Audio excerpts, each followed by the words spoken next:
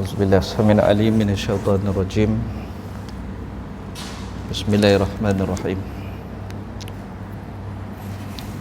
Assalamualaikum warahmatullahi wabarakatuh.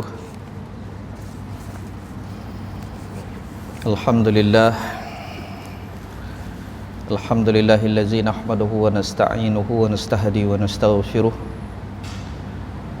Wa na'udzu billahi min syururi anfusina wa min sayyiati a'malina. May yahdihillahu fala mudilla lahu wa may yudlil fala hadiya lahu.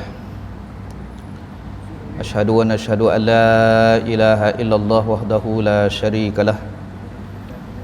Wa asyhadu anna sayyidana Muhammadan abduhu wa rasuluh.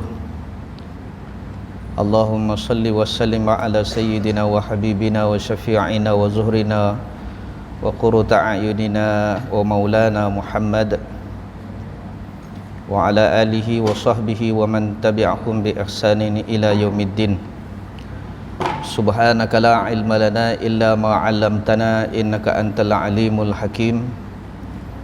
Wa qala rabbi shrah li sadri wa yassir li amri wa hlul 'uqdatam min lisani yafqahu qawli. Allahumma aftah alaina futuhal arifin wa 'allimna ta'wil. Wala haula wala quwwata illa billah. Summa amma ba'd.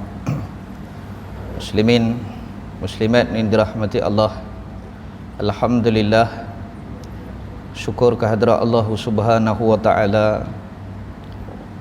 Perancangan kita, perancangan orang, segala perancangan yang telah kita rancangkan, semuanya tertakluk pada kudrah Allah dan iradahnya. Alhamdulillah, dengan nikmat kelapangan, nikmat kesihatan, nikmat digerakkan hati kita untuk bersama dalam satu majlis. Alhamdulillah, dengan nikmat Islam agama kita, dengan nikmat iman keyakinan kita yang membolehkan kita menuju dan terus menuju untuk mencari redha Allah, dan insya-Allah syurga milik kita. Muslimin yang dirahmati Allah, apapun amalan kita hari ini adalah untuk kematian kita hari esok. Banyak benda yang saya nak kongsikan bersama tuan-tuan sebelum kita masuk dalam kitab. Kita nak cek kita ni ahli dunia atau ahli akhirat. Tak, maaf tuan-tuan, kita nak cek list diri kita, bukan tengok diri orang. Kita ahli dunia ke kita ahli akhirat? Kalau dalam kesibukan orang lain mencari akhirat, kita masih lagi sibuk mencari dunia, masih ada lagi suasana-suasana dunia yang dimasukkan ke dalam tempat akhirat, maka kita ahli dunia. Tuan-tuan, habis-habis sembahyang Nabi suruh cari akhirat. Hadis cukup banyak. Di antaranya Nabi suruh baca dulu sebelum bangkit. Dan kalau siapa yang lepas-lepas sembahyang dia bangkit terus, dia pergi buat sembahyang sunat, habis sembahyang sunat dia duduk balik, dia tak dapat dah hak mana fadilat asal hak yang ada tu. Faham tak? Sepatutnya kita buat lepas bagi salam, Nabi kata jangan bangkit lagi. Nanti saya buat kitab bagi. Sampailah Allahumma antas salam, berubah kaki. Hadis. Satu. Lagi kita tak baca ayat kursi, jangan bangkit. Kata Imam An-Nawawi, lagi imam tak doa, jangan bangkit. Tapi apa yang kebanyakan yang ada, yang saya nampak, lepas Allah hantar salam, dan ada juga lepas-lepas bagi salam dia bangkit terus pergi buat ba'diyah. Lepas tu dia mai sambung balik dengan wirid tu tadi. Tu tak kena. Sebab Nabi kata, siapa yang selepas daripada sembahyang fardunya dia membaca ayatul kursi, hadis riwayat Muslim sahih. Siapa yang baca lepas daripada dia sembahyang fardunya dia baca ayatul kursi, tu salah satu takwil saya ambil istinbat hukum. Lepas mayang, baca dulu ayat kursi. Maksudnya ada wirid-wirid dulu. Jangan duk buat lagi apa-apa pun perbuatan. Jangan berubah lagi. Kalau subuh lagi cerita lain pula. Jangan duk buat benda lain lagi. Jangan utamakan benda lain lagi. Yang mana afdal, yang mana aula, tu kita kena cari, kita kena ngaji. Sebab benda ni semua bekal kita ke akhirat. Bila kita dah bangkit terus, kita tak baca pun, kita bangkit buat ba'diyah, lepas tu kita main duduk balik, kita buat amalan lepas ba'diyah ke lepas mayang fardu? Nak tanya balik. Hak Nabi kata tu buat lepas mayang fardu, bukan mayang ba'diyah. Nah, duduk sat lah, duduk sat. Muslimin yang dirahmati Allah. Sebenarnya ada, saya dah bincang dah dulu Bahrul Mazi jilid yang ketiga, bab sembahyang jemaah. Jilid yang kedua, sorry. Masjid ni lah juga. Kok tuan-tuan tak ingat dah kot. Amalan-amalan apa yang disebut dan sebagainya. Tolonglah. Sebab apa? Kita sudah tiada masa. Faham maksud saya? Kita sudah tiada masa. Kalau kita duk ingat lagi kita nak jadi ahli dunia, baik. Antara ahli dunia dengan ahli akhirat. Checklist diri kita termasuk saya. Saya kongsi apa yang dikongsikan oleh sahabat saya, Syekh Aminuddin Abdul Rahim, AJK Majlis Fatwa. Dia kata, kita suka tak kalau orang main rumah kita, orang bagi barang kat kita. Duduk di rumah orang buat main KFC. Duduk di rumah orang buat main ayam goreng. Duduk di rumah orang buat main kambing golek. Seronok dah kita. Seronok. Satu lagi, duduk di rumah orang main minta sedekah kat kita. Seronok tak? Jawab sendiri lah nah. Hari jawapan saya bagi. Duduk di rumah tiba-tiba orang main ke rumah nak buat masjid, cari sumbangan. Duduk di rumah orang main ke rumah main minta bekalan. Duduk di rumah tiba-tiba pengemis mai assalamualaikum. Tadi kita seronok orang main hantar barang, orang main minta barang, kita seronok tak? Jawab dulu satu. Semua boleh dikatakan, semua 80, 90%, 99%. Hak awal tu dia suka, hak kedua dia tak suka. Sedangkan tuan-tuan, Nabi, ini cerita oleh Aisyah. Aisyah sendiri, kalau orang main rumah dia minta barang, dia kata apa dekat orang yang main minta ni, main minta sedekah, dalam bahasa Arab lah, marhaban ya akhirah, selamat datang wahai dunia akhiratku. Dia cukup seronok kalau orang main minta. Terbalik dengan kita, hak orang bagi kita seronok. Tengok-tengok orang buat mail, berhenti lori turun macam-macam, oh seronok dah. Tengok-tengok orang pakai lebay, bawa satu pamphlet, bawa satu, oh dandan kunci rumah. Masuk saya lah. Muslimin yang itulah nama dia ahli dunia dengan ahli akhirat. Faham lagi? Okey. Tuan-tuan tahu tak? Kita semua tahu Nabi SAW, dia kalau pukul 2 dia dapat hadiah, pukul 2 orang bagi, pukul 4 habis dah. Walaupun sebiji kurma dia kongsi habis semua yang ada dalam rumah tu. Nabi dia tak mau benda tu ada kekal dengan dia. Dia akan keluar habis. Kita masuk tak keluar dah. Takut. Sebab apa? Sebab kita ahli dunia. Nah, sebab kita ahli dunia. Ahli akhirat ni, dia semua fikir akhirat dah. Bila dia duduk dalam ruang akhirat, dia tak bawa dunia main masuk dalam akhirat dah. Waktu dia angkat takbiratul ihram, dia duduk dalam akhirat, dia tak bawa dunia main dalam hati dia. Khusyuk ya. Dia tak teringat kereta dia kunci ke tak kunci, dia letak pada Allah semua. Dia tak teringat dah. Lepas bagi salam, baru dia terjun ke dunia dia balik. Tu baru betul-betul.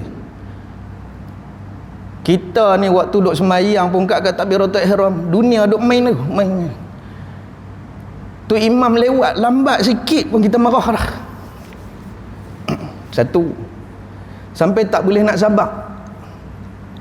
Ini tuan-tuan boleh beza tak antara ahli dunia dengan ahli akhirat? So mungkin sebelum ni kita tak faham. Hari ni malam ni dah saya terang, moga-moga kita sama-sama faham. Dan kalau boleh, umur pun dah meningkat, utamakanlah akhirat. Utamakanlah akhirat. Lepas mayang tu banyakkan amalan-amalan dah. Ada masa banyakkan amalan zikir, baca Quran, tasbih dan sebagainya. Kita sudah tiada masa. Hin cukup banyak dah Allah Ta'ala bagi. Mula dia make hujan, banjir, nanti dia akan kemarau. Lepas tu dia mai satu. Jangan duk seronok sangat dah. Jangan buang masa dah. Kalau kata kita ahli masjid, jadi ahli akhirat. Sudah-sudahlah. Saat lagi kita keluar, kita sembang di luar. Jangan sampai waktu kuliah pun nak sembang lagi. Muslimin yang dirahmati Allah. Baik, kita sambung balik dalam kitab kita Bahrul Madhi bab puasa. Masalah 131. Betul.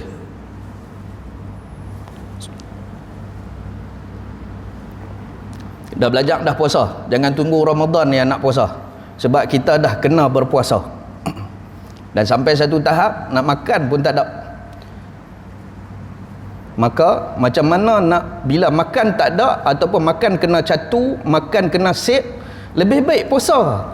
Dan bila puasa nak jadikan dia sebagai ibadah yang diterima oleh Allah, dia ada prasyarat dia. Jangan tunggu Ramadan. Lo pun kena berlatih dah. Kena tahu hukum hakam. Kalau tidak, pasal apa tak makan? Makanan tak ada, awak tak puasa. Kalau puasa dapat pahala. Maka orang yang berpuasa ni dia cukup sip. Tapi kita bulan Ramadan, bulan puasa lah paling habis duit paling banyak. Tunggang terbalik. Kalau hari biasa habis duit RM100, beda beli hak ni apa semua untuk makan tiap-tiap hari. Tapi bulan puasa RM100 tu dia pergi pasar Ramadan tak cukup. Lepas tu hak sok lagi cari lain pula. RM50 pula. Maksudnya 150 sehari. Bulan puasa patutnya siap, tapi tunggang terbalik. Ahli dunia ke ahli akhirat? Maksudnya puasa tak ajak dia lagi supaya dia jadi ahli akhirat. Okey, faham tak? Dalam duk sembahyang tak pernah tinggal tu, dengan sunat apa semua. Allah sebut dalam Quran, inna salata tanha anil fahsya'i wal munkar. Sesungguhnya orang yang solat itu dia tertegah daripada buat perkara mungkar, perkara keji. Tapi pasal apa dia sembahyang tak pernah tinggal, duk buat juga? Pasal apa? Pasal waktu sembahyang dia jadi ahli dunia, bukan jadi ahli akhirat. Duk heran ke diri, pasal apa? Masjid pun pi, toto pun pi.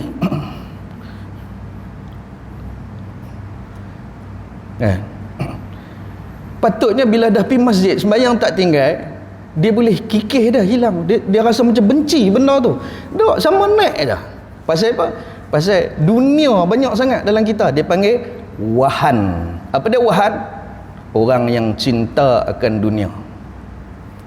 Yang tu buat sebagai melepas batuk di tangga saja. Sebab itulah Allah sebut fawailul lil musallin. Celaka, neraka wail bagi orang yang sembahyang. Sebab apa? Dia sembahyang tapi masih melakukan benda-benda keji. Sebab apa? Sahun. Apa itu sahun? Tak ada ilmu. Tak ada ilmu langsung bab sembahyang tu tadi. Yang dia tunai saja. Sah batal tak tahu. Begitu jugalah dengan hal lain pun. Rukun Islam yang 5, puasa termasuk. Puasa pun sendiri tak ada ilmu. Yang dia tahu tak makan dengan tak minum saja. Baik, kita masuk 131 bab maja'a fil iftari muta'ammidan.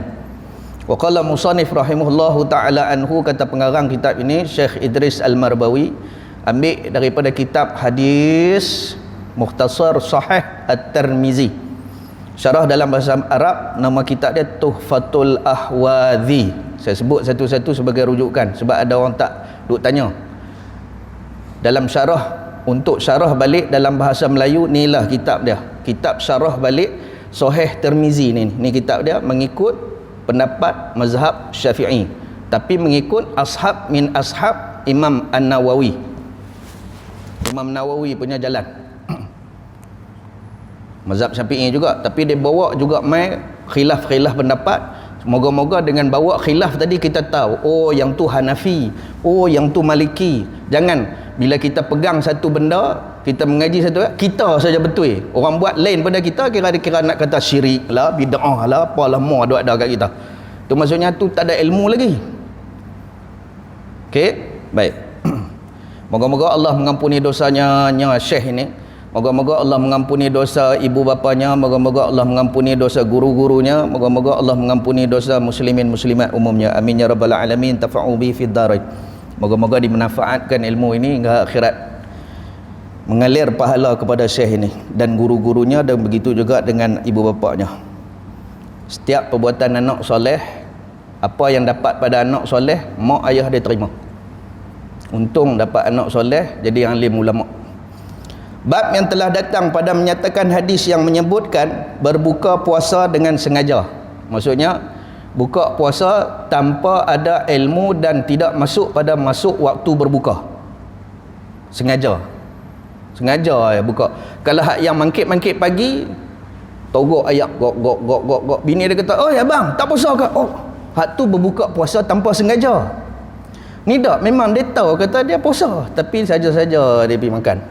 Tu dia panggil berbuka puasa dengan sengaja, walaupun bukan waktu maghrib. Tu dia kata muta'ammidan. Baik, apabila datang Ramadan, maka tiada puasa seseorang, dan jikalau sehari daripada 30 hari itu sekalipun, 30 hari, satu hari pun dia tak puasa, okey, maka berdosa besarlah ia. Faham? Siapa yang tak puasa dengan cara tak sengaja, memang dia nak buat, memang dia tak puasa, melainkan kalau dia sakit, dia musafir, ataupun dia tak sengaja terbuka, itu tak apa. Tapi saja-saja dia tak mau nak puasa, memang saja-saja, memang dia tak mau puasa, dosa besar ya. Sehari ke 30 hari ke, dosa besar atas dia. Pukul 12 dia masak Maggi lah. Puah cerita ni. Awak bang sakit ke? Dah. Musafir ke? Dah. Saja dia kata. Bangga. Sebab apa kawan tu payah ya? Kata kata Sayyidina Ali karamallahu wajhah, kata-kata dia, salah satu sebab orang tu payah jadi soleh, payah jadi hamba yang baik, salah satu dia bangga dengan maksiat dia. Kalau dalam kitab Penawar Bagi Hati, kata Syekh Abdul Qadir Al-Mandili, salah satu sebab payahnya manusia ni nak bertaubat sebab dia bangga dengan maksiat yang dia lakukan. Cukup payah nak bertaubat orang macam ni. Kalau kita tarik dia macam mana pun payah. Sebab apa? Sebab dia bangga dengan kemaksiatan dia. Satu lagi, dia bangga dengan kejahilan dia. Dia seronok tunjuk kejahilan dia pada orang. Siap cabak lagi. Ada 5, tu antara 2 di antara. Yang ketiga, kata Sayyidina Ali, kekayaan yang dia miliki, dia cukup bakhil dengan kekayaan tersebut. Kekayaan dia jangan siapa duk minta, jangan siapa kongsi. Aku cari teruk-teruk, hangpa jangan duk minta. Ni. Orang ni takkan jadi soleh, cukup payah jadi soleh. Yang keempat, beramal untuk riak. Dia rajin sembahyang hanya nak tunjuk lah. Orang ni payah jadi soleh. Itu sebab kalau kata masjid pun pi, toto pun pi ni, dia beramai hanya nak tunjuk ke orang lah. Payah dia jadi soleh. Kita duk heran, lebay tak kepala pergi masjid, tapi duk perangai, ya Allah, makin hamun orang. Ni duk ada. Soleh ni tak semestinya pakai lebay. Soleh ni orang taat, dia pakai tutup aurat. Lebay ni sunat saja. Muslimin yang dirahmati Allah. Ini proses warak pula. Apa dia warak? Warak, apa yang dia mengaji, apa yang dia beramal, dia faham yang mana haram, yang mana halal. Tu orang tu warak. Pergi mengaji, kilik kitab, merata masjid, dia ikut tok guru, dia beramal betul-betul, yang tu warak. Ni kilik kitab sampai lekang kulit, perangai duk macam tu juga. Tak payah, tu bukan warak, tu percaya sama lu saja. Yang terakhir kata Saidina Ali, orang ni payah jadi soleh dan silat-silat tak boleh jadi soleh, tak boleh jadi hamba yang taat apabila dia mengaji tinggi-tinggi untuk belagak dengan ilmu dia. Mengaji sampai PhD hanya kerana nak tunjuk hebat sijil yang dia ada. Dia saja betul, orang lain mau tak betul. Tu payah jadi soleh. Orang dulu mengaji lagi tawaduk.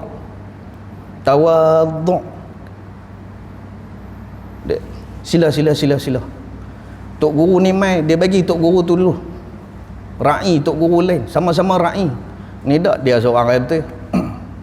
Habis orang semua sesat pun ada juga. Ya ada. Sebab tu benda sini sedang berlaku. Terus janganlah sesekali merasai bangga dengan kemaksiatan kita. Janganlah sesekali kita bangga dengan kejahilan kita. Orang duduk tengah sembahyang, dia duduk di luar tu seronok. Dia takutlah rasa dia nak main tumpah sembahyang. Jangan duduk bangga dengan luak pendek, bangga duduk peluk perempuan, siap dengan selfie masuk dalam Facebook. Bangga pula tu. Lepas tu hak kita pula, hak tak apa nak reti pi like. Kalau orang share hak yang agama Allah, nak boleh like, share YouTube bahagian, nak boleh view pun Allah. Mau kalau hak view kata ke orang artis menikah cerai, sah ya, berapa K boleh. Hak gugu ni lah tuan-tuan, gugu ni, minta maaf sebut, togu, kumpulan ni lah yang memberi dorongan kepada ahli maksiat sehingga dia seronok buat maksiat. Terima kasih. Pendorong. Jaga nak tu sebut dalam kitab Penawar Bagi Hati dalam bab memberi suka kepada ahli maksiat. Jadi follower like tiap-tiap hari sampai berapa ratus K.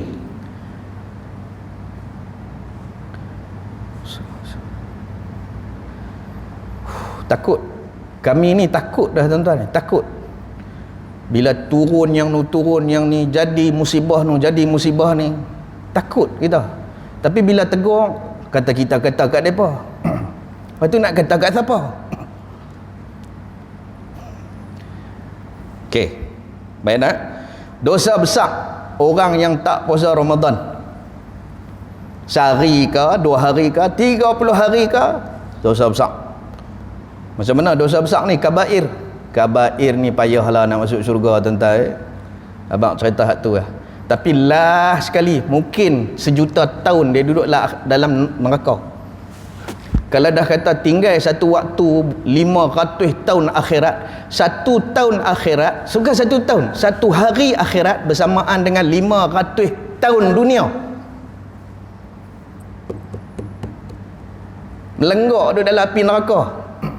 1 hari tak puasa. Berapa juta tahun nak duduk dalam tu?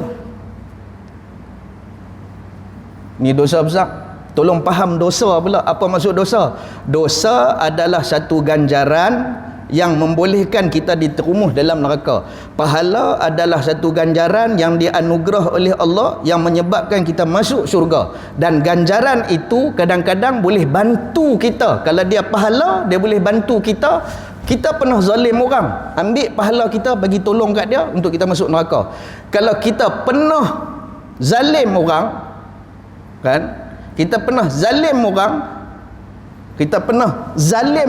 seulang.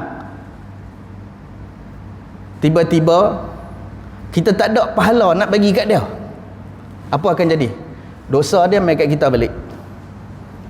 Maka hari ni tolong banyak bekalan pahala. Sebab satu hari tak pernah kata ke orang ke?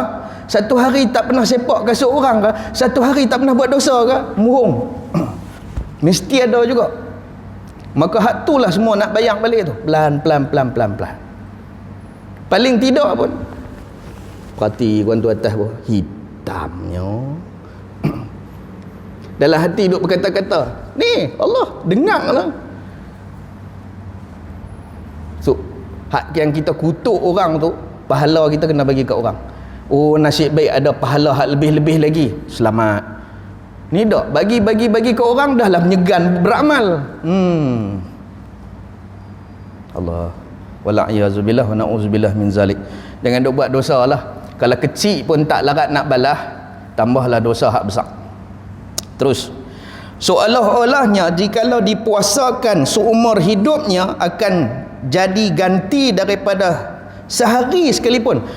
Kita tak puasa bulan Ramadan sehari ya. Kalaulah sebenarnya kalau kita ganti seumur hidup kita puasa untuk ganti satu hari daripada Ramadan, bila yang kita nak menyesal? Bila sakaratul maut. Bila yang kita nak menyesal? Dalam kubur baru nak menyesal. Silap dah hari tu aku tak puasa. Taubat. Muslimin yang dirahmati Allah. Maka demikianlah hadis yang dikeluarkan oleh Abu Isa At-Tirmizi dengan katanya, an Abi Hurairah radhiyallahu an qala Rasulullah sallallahu alaihi wasallam, man aftara yawman min ramadana min ghairi rukhsatin wala maradin lam yakhsin anhu samu dahri kullihi wa insamah. Maksud dia diriwayatkan daripada seorang sahabat bagi Nabi SAW, nama dia Abu Hurairah radhiyallahu an. Katanya telah bersabda Rasulullah SAW, barang siapa, apa maksud barang ataupun maksud siapa? Barang ni maksudnya satu benda. Siapa tu orang. Okey. Barang siapa, benda yang dijadikan oleh Allah, siapa tu diri manusia lah, berbuka puasa pada satu hari daripada bulan Ramadan dengan ketiadaan izin rukhsah, izin syar'i. Dia buka puasa, dia tak, maksudnya tak puasa lah, dia bangkit ke-8 dia makan lah. Tu kira dia buka puasa tak, bukan, memang dia sengaja. Dan tiada sakit, dia buka uzur dan dia tiada sakit, nescaya tiada berfaedah daripadanya puasa sekalian masa hayatnya semuanya. Walaupun dia nak bayar balik pun sebenarnya, kalau dia tahu kata dia tak puasa satu hari, sakit ke? Tak. Musafir ke? Tak. Terlupa ke? Tak. Jangan ringan tuan-tuan. Orang yang sakit tetap kena qada. Orang yang musafir tetap kena qada. Kalau tak mampu, fidyahkan. Tu pun kena. Yang kita tak ada apa masalah tiba-tiba tak puasa. Maka Rasulullah ibaratkan orang macam ni, kalau dia faham balik, satu hari ke, 2 hari ke, kalau dia tinggal dengan dia nak puasa seumur hidup dia, tak boleh balas balik dah. Allahumma salli ala sayyidina Muhammad. Okey. Soal, jika ditanya orang, ni bab hadis nah, menyebutkan tiada berbuka, tiada berguna jikalau puasa seumur hidup sekalipun. Kalau begitu, apa guna qada dan bayar kifarat? Bayar kifarat, qada atas sebab. Ni dak saja-saja. Faham tak saja-saja? Pasal apa tak sembahyang? Ni satu beribat sembahyang. Tuan-tuan tahu tak, siapa qada sembahyang, dia tetap masuk neraka.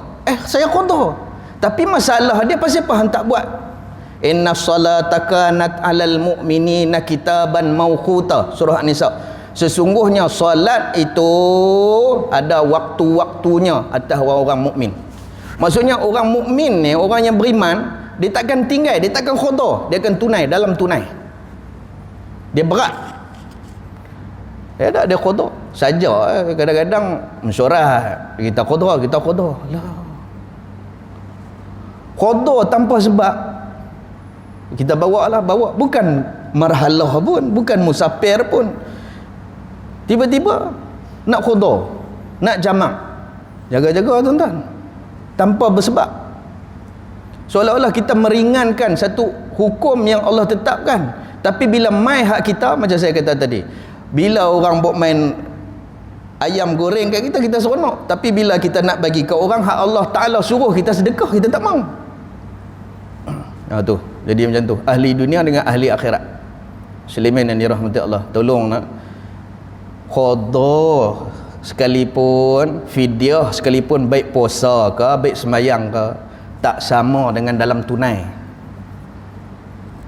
Tak sama dengan tunai. Kalau boleh buatlah juga dalam waktu. Sampai satu tahap buat semayang hormat waktu. Tahu semayang hormat waktu, duk atas keterbang nak bangkit tak boleh, wuduk tak ada apa semua, tahu dah kata masuk waktu. Tak ada wuduk tak apa, kiblat tak betul tak apa. Sebab apa? Nak bagi hati tu lekat dengan waktu-waktu solat. Saat lagi sampai tempat tu, qada balik. Qada dalam tu tak apa. Macam juga orang yang terpaksa berjalan 2 marhalah, tiba-tiba dia tak larat dah, tak larat berjalan dah, tunggu ferry dia dah dah naik sampai Kuala Perlis, tu dia pula terus nak pergi Kangap pula, nak naik bas ni dia macam dah. Bulan puasa buka lah, tapi buka atas sebab memang tak larat dah puasa. Allah tahu, maka dia qada pun esok tak apa. Ni dah naik kapal terbang 45 minit, mendarat nak buka.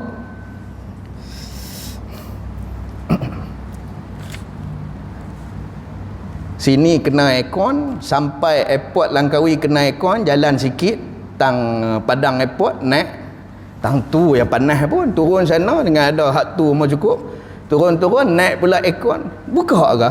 Tak sayang ke? Memanglah kata bila dah 2 marhalah boleh, tapi tengok balik dengan qada dengan tunai, yang mana lebih hebat.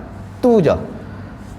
Jangan mudahkan tuan-tuan, jangan meringankan benda yang sudah diberatkan, melainkan keuzuran. Muslimin yang dirahmati Allah. Terus 132 masalah berbuka puasa dengan sengaja, bagaimana hukum ke atasnya. Hukumnya nya tu nya berbuka, ke atasnya nya orang yang buka tadi. Tu cara mengaji kitab lama. Kata Imam An-Nawawi telah berkata, ashab min ashabi Syafi'iyah, ulama mazhab Syafi'i. Ini bukan ulama khilaf, ulama dalam mazhab Syafi'i sendiri. Apabila berbuka puasa seorang pada siang hari, yakni bulan Ramadan, dengan lain daripada jamak ke jimak?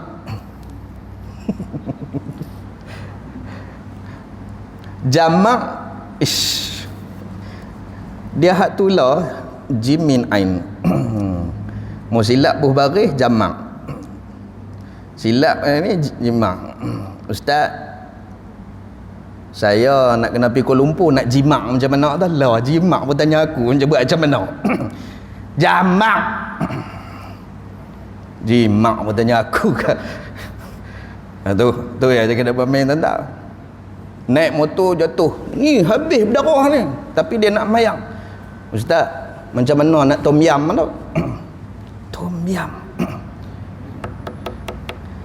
Oh, tayamum. Apa? Kata ngaji dia kena buat main. Allahumma salli ala sayyidina Muhammad. Kira dia kata sini, daripada jamak dengan tiada uzur lain disahajanya, okey, dengan pilihnya dan tahukan haramnya, seperti makan, akan atau minum. Bukan jamak ni, jimak ni. Atau hampir dengan isteri dengan tiada jimak. Ada budak-budak Allah sebut juga, apa lah, ilmu lah, la haya'u fiddin, tak boleh malu lagi, sesat. Nikah bulan Syaban, nuri bulan Syaban, muka dengan kenduri bulan Syaban ni lagi 15, kena nisfu Syaban pula tu. akad nikah, aku terima nikahnya bulan binti bulan nisfu Syaban, 15 hari duk tengah panas baru yang pernah ada tiap-tiap hari makan radik. Main-main bulan puasa telajak. Ambil. Mau tak mengaji juga tuan-tuan 60 hari tanpa henti. Tu nak diet boleh lah. Berhenti contohnya kata hari yang ke-59 ni kifarat orang yang siang hari dengan isteri, tak kira lah dengan isteri kan dengan siapa pun, jadi dia kira jimat. Okey, dia kena 60 hari berturut-turut, hari ke-59 dia puasa kifarat puasa ni, sebab dia kena bayar macam tu. Puasa hari 59 laih demam, hari ke-59 tak boleh puasa. Tu nak baca mana Ustaz? Mula balik pada satu. Berat tak? Berat. So jangan duk tebiang hari siang. Lazat. Cuba buka Allah Malakasum tu dengan hak tu. Boleh tak Ustaz? Pasal ada mai tanya rasa macam lempang. Dah kawan menikah bulan Syaban. Dalam hidup beda nak hak tu je ke?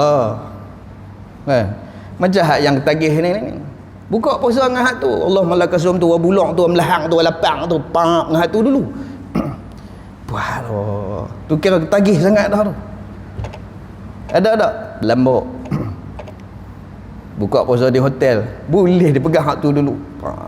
Ada hak John, ada Dunhill, ada. Tak apa dia makan dulu, sat lah. Pak. Allah, dunia ke akhirat. Muslimin yang dirahmati Allah. Tak salah kalau nak takat-takat tu tak apalah kot no Ustaz. Dia cari buah bagi kita boleh juga. Tinggal bang lah, senang cerita. Sebab bila dia dah lekat penyakit, bila dah menyakit menyusahkan orang, tu je lah. Lepas tu Allah Ta'ala tanya, umur hidup hang buat apa? 5 benda Allah Ta'ala akan tanya, lagi itu tak bergerak kita ke depan. Allah akan tanya yang pertama 5 perkara. Pertama, semua hidup hang buat apa? Sokok. Apa dia yang kita buat semua hidup kita ni? Allah Ta'ala bagi usia kat kita, apa yang kita buat? Coba klik kot, balik saya lagi apa? Aku buat satu hari ni. Apa dia aku buat? Benda soleh ke? Benda maksiat ke? Benda fasik ke? Sia-sia ya. Apa kita buat satu hari? Allah tanya. Ada buat benda fasik? Cari balik. Sebab apa? Tu yang kita akan lambat. Soalan kedua, masa muda kita buat apa? Sebab beza taubat orang muda dengan taubat orang tua. Masa muda saya sibuk mengaji. Masa muda saya sibuk ni. Masa muda saya sibuk dengan bela mak ayah saya. Masa tua saya lupa. Biasa. Tapi kalau masa muda saya poya-poya, masa tua baru saya taubat, tu beza. Ada persoalan dia dalam kitab terbaik tu. Syekh Abdul Somad Al-Falim Bani dalam kitab Ihya Ulumuddin pun ada sembang. Yang ketiga, daripada mana harta hang boleh, Allah akan tanya. Soalan ketiga. Toto dia kata. Tahu dah. Daripada mana harta hang boleh? Cerita-cerita 5,000 satu bulan.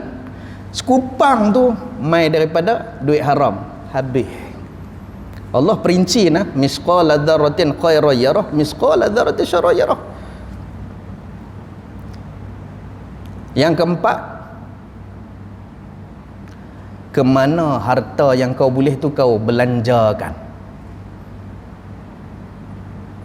Ada duit hari tu kan, saya buat rumah, saya bagi besar, apa anak ni, okey, untuk apa? Allah akan tanya, perinci.